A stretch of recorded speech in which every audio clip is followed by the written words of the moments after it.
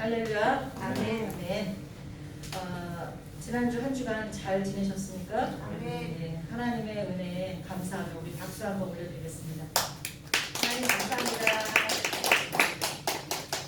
우리 지난주 주일에는 중국에서 선교하시는 김부범 우리 선교사님을 모시고 디모데후서 4장 1절에서 2절 말씀을 통해서 예수님이 이 땅에 오신 이유, 그리고 더불어서 우리에게 가장 원하시는 한 가지 일, 즉 때를 얻든지 못 얻든지 항상 하나님의 말씀을 전파하는 것에 대해서 우리가 또 한 번 설교를 듣고 마음에 새기고 순종할 것을 결단했습니다.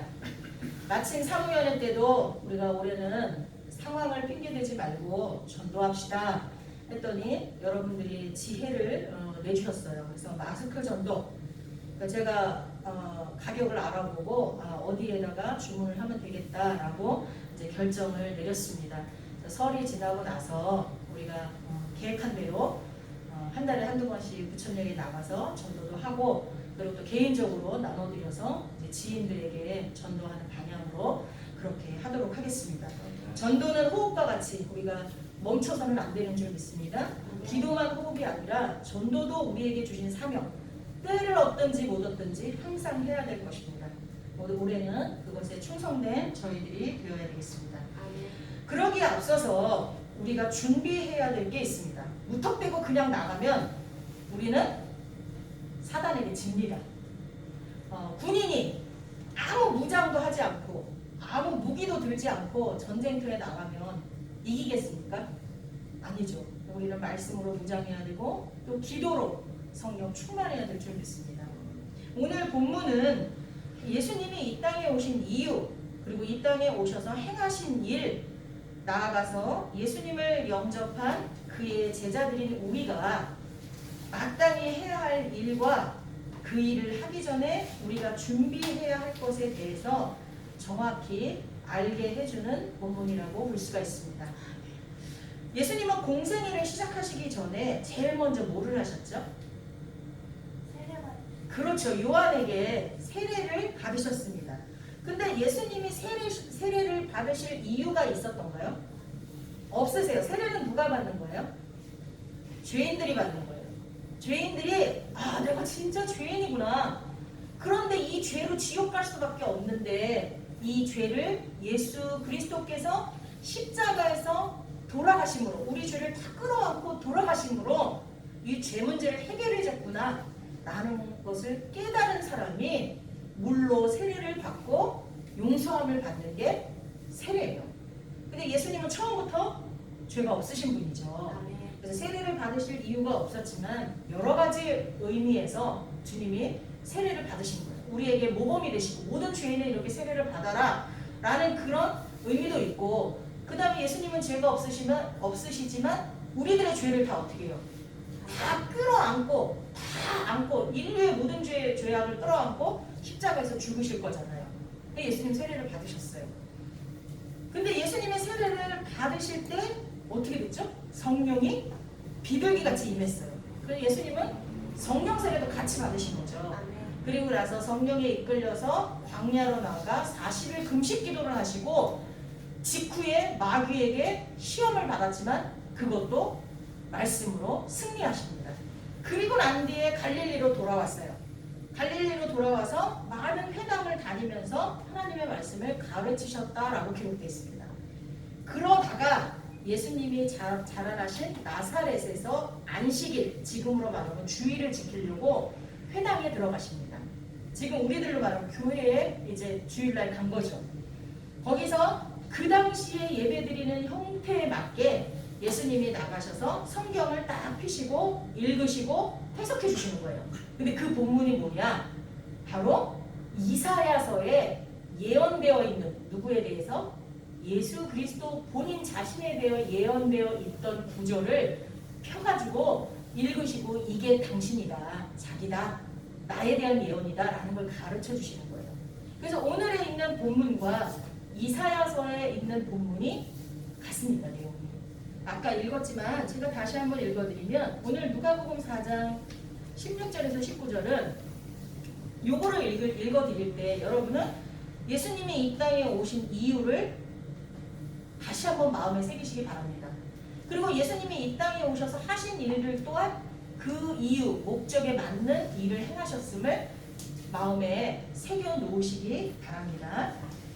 예수께서 그 자라나신 곳 나사렛에 이르사 안식일에 늘 하시던 대로 회당에 들어가사 성경을 읽으려고 서심해 선지자 이사야의 글을 들이거늘 책을 펴서 이렇게 기록된 데를 찾으시니 곧 주의 성령이 내게 임하셨으니 이는 가난한 자에게 복음을 전하게 하시려고 내게 기름을 부으시고 나를 보내사 포로된 자에게 자유를 눈먼 자에게 다시 보게 함을 전파하며 눌린 자를 자유롭게 하고 주의 은혜의 해를 전파하게 하려 하심이라 하였더라.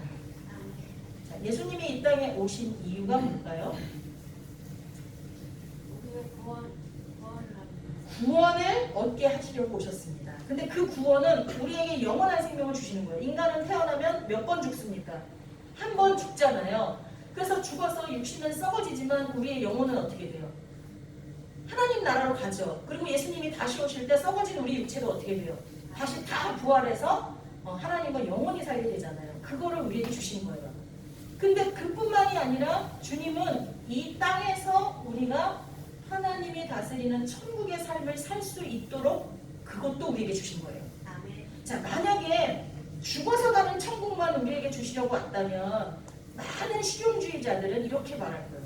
아니, 죽은 다음에 가는 건 내가 가보지도 않았는데 어떻게 알아? 내가 가보지도 않고 만져볼 수도 없고 볼 수도 없는 걸 위해서 내가 이 땅에서의 즐거운 삶을 포기하라고? 황금 같은 연휴에 내가 이 딱딱한 의자에 앉아서 보이지도 않는 하나님을 예배하고 내가 벌은 돈의 10분의 1을 11조로 드리고 또 감사원금 무슨 원금 무슨 원금 이런 걸 왜 아깝게 내 돈에서 떼야 돼? 그리고 그 즐겁게 술도 마시고 내가 하고 싶은 낙을 누릴 수 있는 게 너무 많은데 내가 왜 그럴 때마다 내 양심에 찔려야 되고 왜 그래야 돼? 난 여기서 마음껏 살 거야. 이렇게 얘기할 사람이 엄청 많을 거예요. 근데 하나님은 죽어서 가는 영원한 천국만 우리에게 주려고 오신 게 아니라 이 땅에서 우리 눈으로 보고 만지고 사는 이 땅에서도 천국의 삶을 살게 하시기 위해서 오신 줄 믿습니다. 아멘. 이사야서로 넘어갈게요. 똑같은 말씀이지만 이사야서 61장으로 넘어가면 주 여호와의 영이 내게 내리셨으니 그 내게는 예수님이죠. 이는 여호와께서 내게 기름을 부으사 가난한 자에게 아름다운 소식을 전하게 하려 하심이라.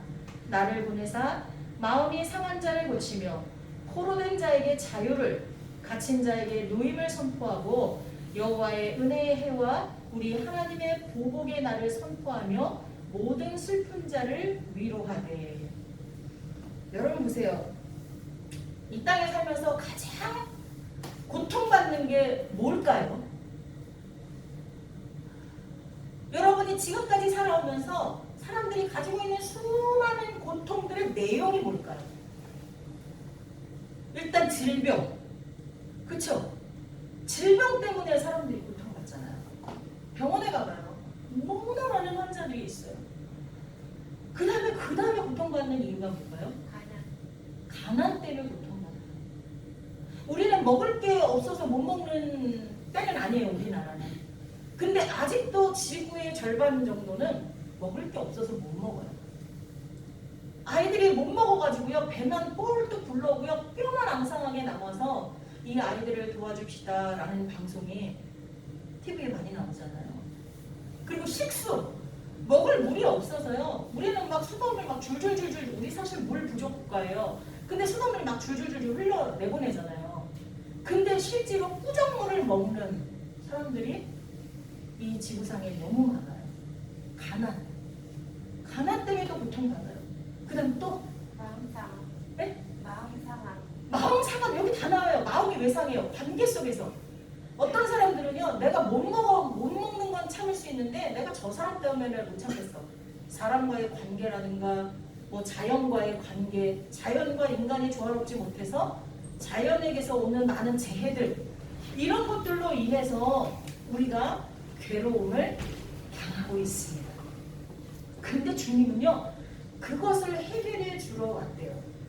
여러분, 저는요, 누가 죽어서 장례식을 치른다라는 그런 이제 거를 내가 받게 되면요, 제일 먼저 기도하는 게 뭔지 아세요? 죽은 사람이 이미 천국 지옥이 결정됐는데 죽은 사람을 위해서 기도할 게 없잖아요. 그러니까 산자들을 위해서 기도해야 되잖아요. 근데 이렇게 기도해요. 제일 먼저 그 장례 절차가 은혜롭게 해주세요. 그 은혜로운 장례 절차 속에서 예수님을 믿지 않는 사람은 예수님을 만나는 역사가 있게 해주시고, 예수님을 믿는 자들은 사사로운 욕망에 빠져서 하나님을 모르는 자들을 시험에 빠지게 하는 일이 없도록 해주세요. 이 기도를 하는 거예요. 왜냐? 장례식장에 가면요, 안 싸우는 집이 없어요. 그리고 조의금이요, 한 항으로 들어가는 집도 없다는 것을 제가 알았어요. 저는요, 조의금 함이 있잖아요. 글로 다 넣는 줄 알았어요. 누구나. 근데 조의금도요, 형제들이 이렇게 막 있잖아요. 이 사람한테 가는 조의금은요, 이 사람한테 직접 보내요.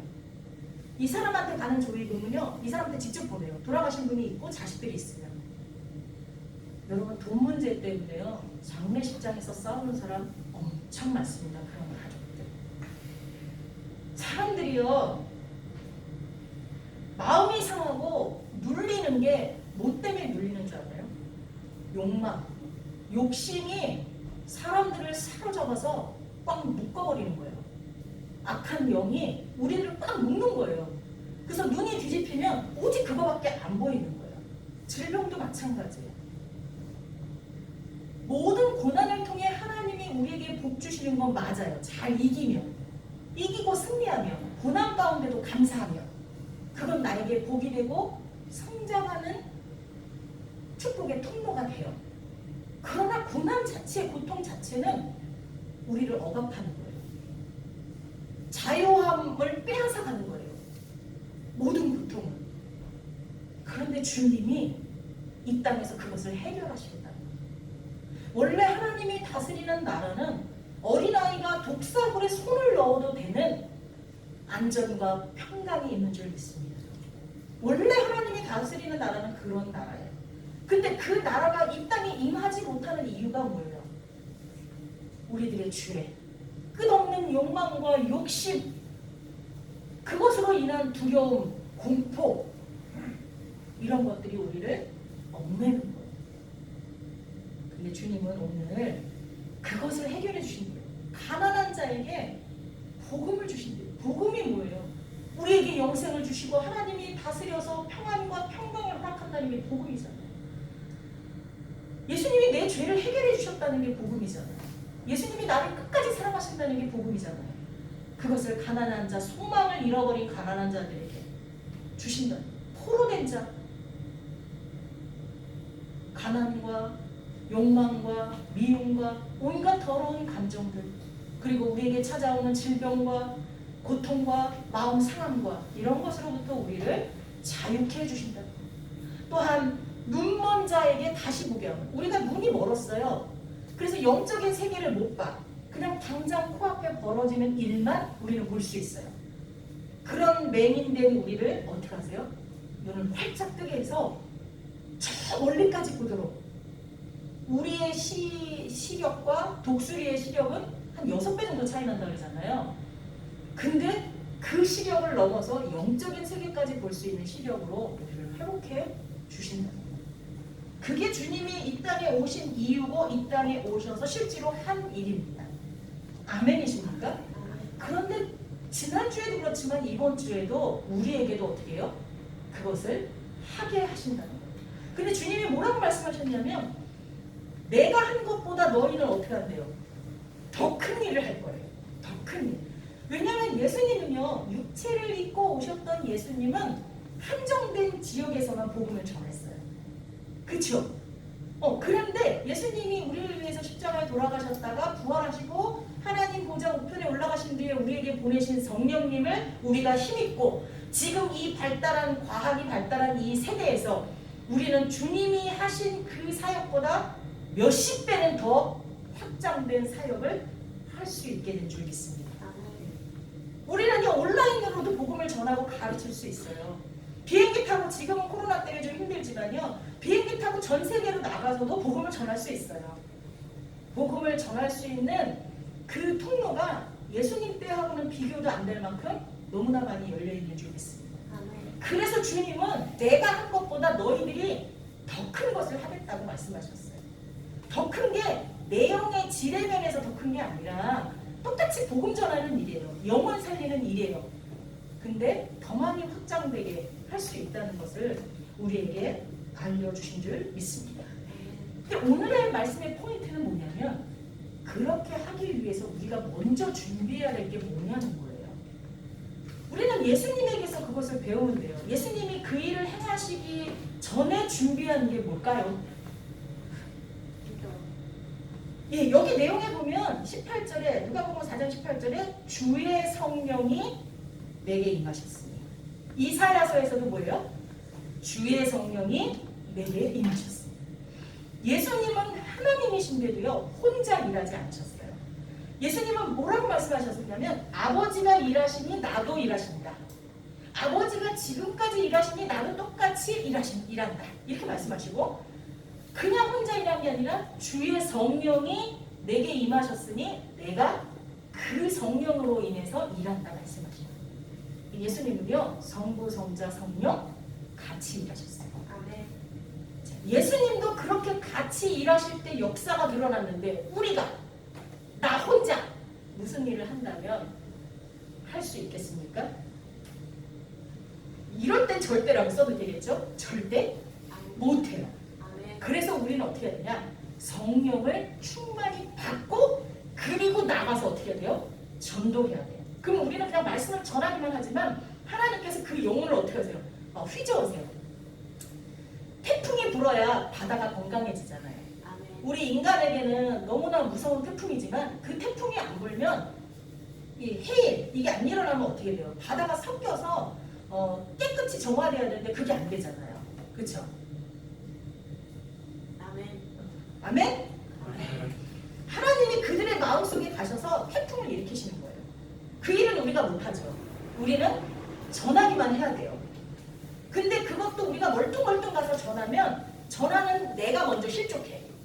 내가 저런 것들한테도 말씀을 전해야 돼? 내가 저렇게 벽하고 얘기해야 돼? 이런 마음이 생겨요. 아니 내가 이 귀한 거를 너한테 주겠다는데 근데 나를 고마워는 안 하고 나를 거부해? 이런 마음이 들 수 있어요. 내가 먼저 실족할 수 있어요. 근데 성령에 힘입어서 가면 정말 그 영혼을 안타깝게 생각하고 사랑하는 마음으로 전하게 되고 그것이 그에게 통하게 되고 하나님이 그 마음 안에 태풍을 일으켜서 영혼을 얻는 영생을 얻는 구원을 받도록 허락하시는 줄 믿습니다. 아멘. 자 그러면 우리가 성령을 어떻게 받아야 될까요? 기도할 때 예수님은요 세례 받을 때 받으셨어요. 우리도 세례 받을 때 성령도 같이 임하는 경우도 있어요. 근데 우리 안에 성령이 이미 오셨잖아요. 근데 우리는 자꾸 성령을 쫓아내. 성령은 인격적인 분이라서요. 우리가 밀어내면요 나가세요.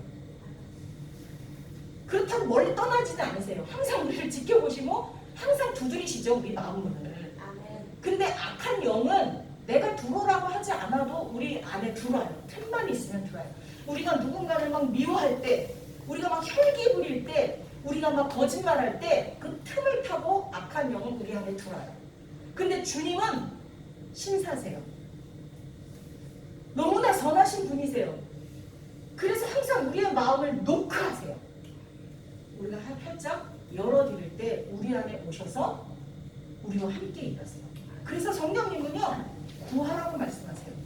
찾으라, 구하라, 두드리라. 그러면 내가 너에게 주고 열어줄 건데 근데 그 줄 것 중에 제일 좋은 게 뭐라고요? 성령이라고 성경은 말씀하고 있어요. 마태복음에 보면 구하라, 찾으라, 두드리라. 내가 너에게 줄 거다. 근데 뭘 주냐? 성령을 줄 거라고 말씀을 하고 계세요. 성령님은 구할 때 오세요. 두드리실 때 문을 우리가 활짝 열어야 들어오세요. 아멘이십니까? 그러나 성령이 우리를 떠나지는 않으세요. 하나님이 택한 자녀는 영혼까지 우리를 지키신다 했기 때문에 떠나지는 않으세요. 우리가 도망가는 거지. 자, 그런데 기도할 때 성령님이, 우리가 구할 때 성령님이 오시는데 기도 중에도 어떤 기도가 좋을까요? 금식 기도요. 금식 기도. 저는 사실 금식 기도를 옛날에 몇 번 했었는데 금식 기도가 싫더라고요. 금식을 하면 내 몸이 축 처지고 내 안에 에너지가 다 이렇게 소진이 되니까 뭘 할 수가 없게 되고 그게 금식 기도가 그렇게 안 좋더라고요. 그냥 환자처럼 누워 있어야 되고 막 너무 피곤하고 좀 그래서 안 좋았는데 그 안 좋은 걸 예수님은 며칠 동안 하셨다고요? 40일 동안. 그것도 우리는 금식 기도하면 집에서 좋은 환경에서 꼼짝도 안 하고 그렇게 하거나 기도원 가서 하거나 하잖아요. 근데 예수님은 어디서? 광야에서 하셨어요. 밤이면 너무나 추워서 패딩을 입어야 되고 동물들이 사막의 동물들이 우글대고 낮에는 뜨거운 태양에서 막 쓰러질 것 같은 갈증이 나서 못 견딜 것 같은 그런 광야에서 40일 동안을 하셨다. 그리고 나서 주님은 사단에게 시험도 받으시고 근데 주님의 사역을 보면 3년 동안 얼마나 능력 있게 이 땅에 오신 목적에 맞게 다 일하셨는지 우리가 알 수 있습니다. 여러분 그래서 우리도 기도해야 돼요. 하나님이 기뻐하시는 금식 기도를 해야 돼요. 자 근데 보면요 제가요 잠깐 간증을 하면 저희 아이가 이제 모르는 분은 한 명밖에 없네요. 여기서 그러니까 말해야 될 것 같아요. 저희 아이가 백신 부작용이 나서 좀 아팠어요. 좀이 아니라 좀 많이 아팠어요. 근데 내가 해줄 수 있는 게 없는 거예요. 차라리 내가 대신 아팠으면 좋겠는데 그럴 수도 없잖아요. 그래서 막 말씀을 보면서 혼자 속으로 기도하는데 갑자기 이사야서 58장 6절에서 8절이 딱 눈에 들어오는 거예요. 그 한번 찾아볼까요? 우리 이사야서 58장 6절에서 8절이 딱 정확하게 눈에 꽂히면서 우리 같이 한번 읽어볼게요. 페이지 수로 1039쪽이요. 구약 1039쪽. 성경을 찾으시기 어려운 분들은 어플을 깔아서 바로바로 사용하시면 그것도 괜찮은 것 같더라고요. 요즘 젊은 청년들에게는. 이사야 58장 6절에서 8절 같이 읽어볼게요. 시작. 내가 기뻐하는 금식은 흉악의 결박을 풀어주며 멍에의 줄을 끊어주며 압제당하는 자를 자유하게 하며 모든 멍에를 꺾는 것이 아니겠느냐. 또 줄인 자에게 내 양식을 나누어주며 유리하는 빈민을 지배드리며 헐벗은 자를 보면 입히며 또 내 굴욕을 피하여 스스로 숨지 아니하는 것이 아니겠느냐. 그리하면 내 빛이 새벽같이 비칠 것이며 내 치유가 급속할 것이며 내 공의가 내 앞에 행하고 여호와의 영광이 내 뒤에 호위하리니. 아멘. 이 말씀 그 중에서도 6절 말씀이 저의 마음에 강력히 꽂히는 거예요. 근데 이 말씀을 하시기 직전에 무슨 일이 있었냐면 이스라엘 사람들이 와가지고 하나님께 나와서 우리가 금식 기도도 하고 하나님이 원하는 것들을 다 했는데 왜 우리를 멸망시킨다고 얘기하냐 막 따지는 거예요. 하나님께. 그러니까 하나님께서 니네가 한 종교 행위들은 그야말로 마음도 없는 종교 행위일 뿐이었다. 금식 기도도 가짜다 얘기하시는 거예요. 진짜 금식 기도는 이런 거다라고 설명을 해주시는 거예요. 근데 이거를 보는 순간 요즘에 코로나 때문에도 그렇고 사회적 다른 여러 가지 환경으로 인해서 사람들의 마음이 눌려 있고요. 점점 더 사람들의 마음이 악해지고 두려움과 공포에 휩싸여 있어요. 많은 사람들이. 근데 그게 영적인 눈으로 보면 사단이 우리를 그렇게 결박하고 있는 거예요.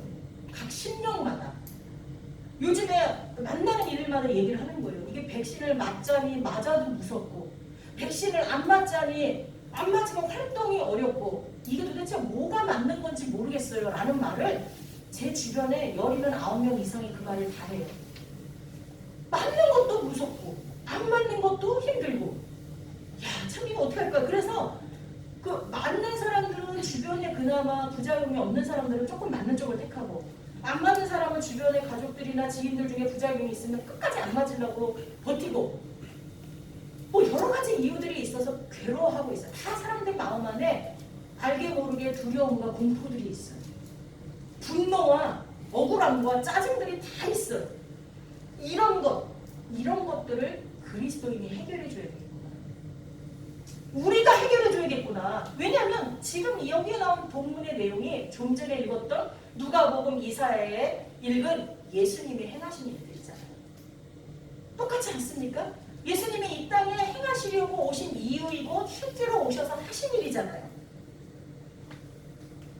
예수님이 행하신 일들, 행적들을 보면 다 치유하시고 죽은 자를 살리시고 병든 자를 고치고 귀신 들린 자를 쫓아내고 예수님에 대해서 모르는 자들에게 복음을 전하고 그거였잖아요. 다. 근데 그걸 우리 보러 하라 했잖아요. 그럼 결국 뭐예요? 우리가 지금 이 땅에서 고통받는 자들의 그 억압된 것을 풀어줘야 되는 자들이 우리인 줄 믿습니다. 근데 무슨 힘으로 할까요? 우리가? 하나님이 기뻐하시는 금식으로 하는 줄 믿습니다. 하나님이 기뻐하시는 금식을 하면 예수님처럼 우리도 성령을 받아요. 근데 하나님이 기뻐하시는 금식을 가만히 읽고 이걸 보는 순간 제가 세 끼를 다 금식하면 좋겠는데 그러면 내가 환자를 돌보지도 못하고 또 나에게 주어진 일을 하지도 못하니까 한 끼씩만 금식을 해야겠다. 근데 진짜 한 끼씩 금식을 하면서 아이가 좋아지는 거예요. 여러 가지 원인이 있겠지만 저에게는 하나님의 응답입니다. 진짜 이 말씀이 그대로 믿어지면서 금식을 하는데 그런 일들이 이루어지는 거예요. 근데 사실은 여기서 말하는 금식은 밥만 굶는 걸 말하는 게 아니잖아요. 여러분 다 아시죠? 기본적으로 내 안에 있는 정욕을 어떻게 하는 거예요? 욕심을 내려놓는 게 첫째고요. 이 금식 안에는 밥을 비롯해서 모든 욕구와 욕망을 내려놓는 거예요. 그리고 하나님께 내 인생을 통째로 맡기는 거예요. 그리고 난 다음에 7절부터 뭐예요? 삶이에요. 줄인 자에게 어떻게 해요? 양식을 나눠주고 유리하는 빈민을 집에 드리고 헐벗은 자를 보면 입히고 또 내 굴욕을 어려움 당하는 내 형제 자매를 피하지 말래요. 우리는 보통요 그 사람들이 잘 나갈 땐 전화도 잘 받고요 되게 아는 체하고 그 사람 주변에서 알짱대요. 하지만 그 사람들이 어려움에 처하면 어떻게 돼요? 싹 다 안면 몰수해요. 그렇게 하지 말라는 거예요. 그건 하나님이 기뻐하는 금식이 아니라는 거예요. 어려움에 처한 가족이나 형제 자매가 있을수록 어떻게 하라는 거예요? 무난하고 찾아가야 되는 거예요. 가장 어려움을 당하는 가족이나 친척, 이웃, 형제들에게 내가 옆에 있어주라는 거예요. 제가 어제 저녁 때 저의 지인이 목사님 제가 지금 아이가 아파서 내가 힘든 상황에 있다는 걸 몇 명은 알아요. 제 주변의 지인들 중에 몇 명은. 그 중에서 한 분이 목사님 많이 그동안 힘든데 그래도 요 며칠은 시간을 잠깐 내실 수 있는 것 같아요. 제가 식사 한번 맛있는 거 대접해 줄게요. 저녁 때 잠깐 나오세요. 가까운 데서 먹어요 하고 저한테 식사를 대접해 주더라고요. 근데 그 시간이 하나님께서 엘리야에게 까마귀를 통해서 음식을 제공해 주신 것 같이 그렇게 기쁘고 위로가 됐어요. 사실은 그 음식은 별거 아니었어요. 그런데 그 마음이 너무 고마운 거예요. 근데 나도 생각해보니까 작년인가 암 환자를 돌보면서 너무 고통 속에 있는 분에게 식사를 대접해드리고 얼마의 돈이라도 드리라는 하나님의 강력한 그런 메시지를 받고 그분에게 식사를 대접하고 얼마 되진 않지만 돈을 드렸어요. 근데 그분하고 저하고 친하지 않아요, 별로. 근데 그분이 나중에 들려오는 소리로 너무 위로가 됐다고. 너무 위로가 됐다고. 그게 금식이에요. 내 주변에서 여러 가지 이유로 고통당하고 억압돼 있고 눌려있는 사람들에게 자유를 주는 거예요. 아멘이십니까? 그게 우리가 그리스도인인 우리가 예수님을 본받아서 해야 될 일들인 줄 믿습니다. 올해가 그것들을 해내는 우리 지성교회 부른 공동체가 됐으면 좋겠습니다. 기도하겠습니다. 하나님 감사합니다.